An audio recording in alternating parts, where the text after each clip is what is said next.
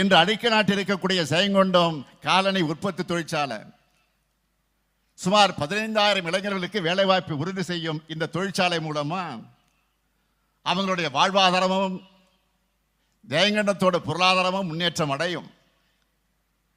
இந்த இடத்துக்கு அருகே விளிம்பு நிலையிலே வசித்து வரக்கூடிய பழங்குடியின மக்களுக்கு 3.52 ஹெக்டேர் நிலத்தில் இலவசமா வீட்டுமனை பட்டா வழங்கப்பட இருக்கு.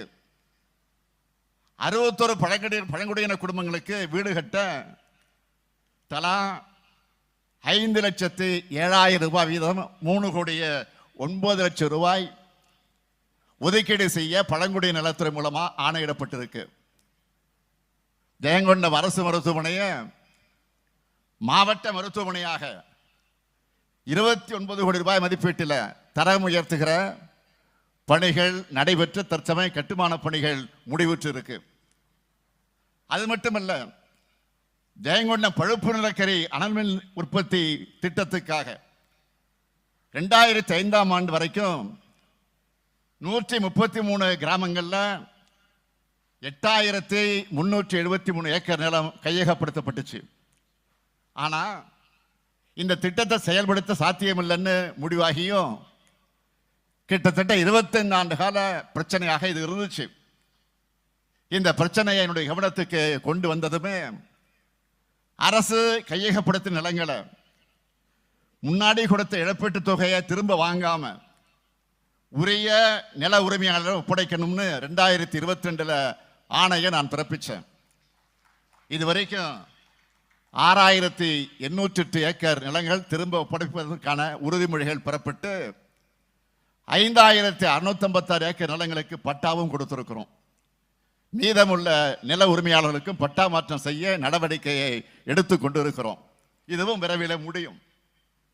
இது எல்லாவற்றுக்கும் மேலாக முக்கியமா பெரம்பலூர் மாவட்டத்தில் எறையூர்ல 243 ஏக்கர் பரப்பளவில் சிப்காட் தொழிற்பூங்கா அமைக்கப்படவிருக்கு.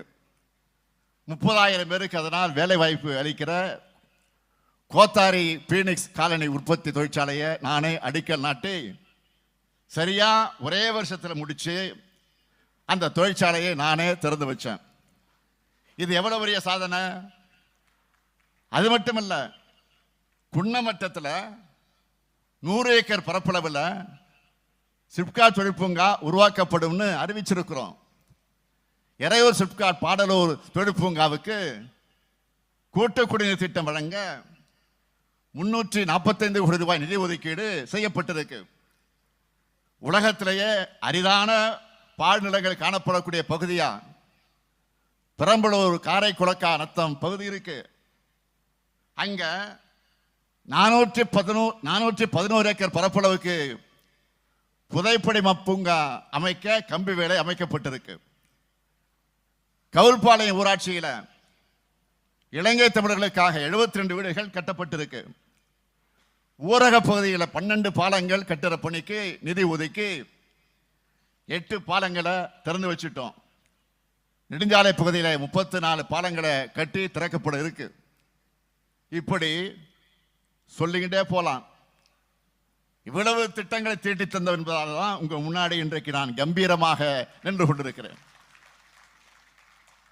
இன்னும் பல திட்டங்களை தீட்டித்தர நினைக்கிறதுனால தான் உங்களை பார்க்க நான் மகிழ்ச்சியோடு வந்திருக்கிறேன். நம்முடைய மாண்புமிகு அமைச்சர் சிவசங்கருடைய கோரிக்கைகளை ஏற்று முக்கியமான திட்டங்கள் சிலவற்றை இப்போ இந்த மேடையில் அறிவிக்க இருக்கிறேன்.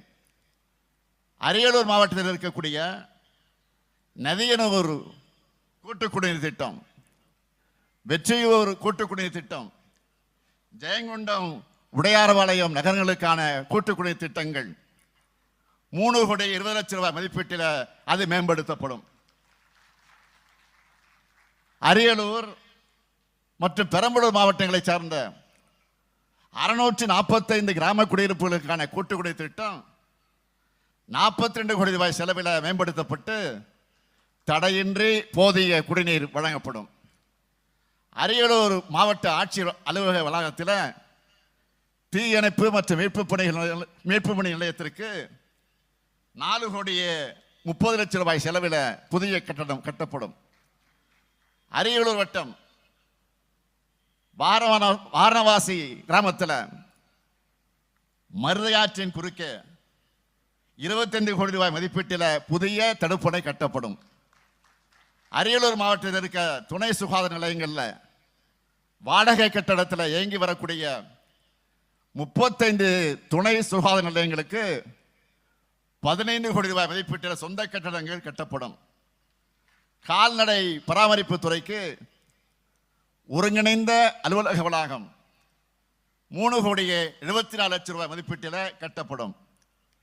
பெரம்பலூர் மாவட்டத்தில் கூடலூர் ஜமீன் பேரையூர் சாலையில் மருதையாற்றில் வெள்ளப்பெருக்கு ஏற்படும் போது சுத்தி இருக்கக்கூடிய கிராம மக்கள் பெரும் சிரமத்திற்கு ஆளாகிறாங்க. இவங்களுக்கு பயனளிக்கக்கூடிய வகையில் 24 கோடி ரூபாய் செலவில் மருதையாற்றின் குறுக்கே உயர்மட்டம் பாலம் அமைக்கப்படும். வெங்காய உற்பத்தியில் முன்னிலை இருக்கக்கூடிய பெரம்பலூர் மாவட்ட விவசாயிகள் பயன்பெறக்கூடிய வகையில் புதிய வெங்காய விற்பனை மையம் அமைக்கப்படும். அரசு பள்ளி மாணவர்களுக்கு உயர்தர கல்வி பயிற்சிகள் வழங்குகிற அரசு மாதிரி மேல்நிலைப்பள்ளி பெரம்பலூர்ல வாடகை கட்டடத்தில் இயங்கி வருது.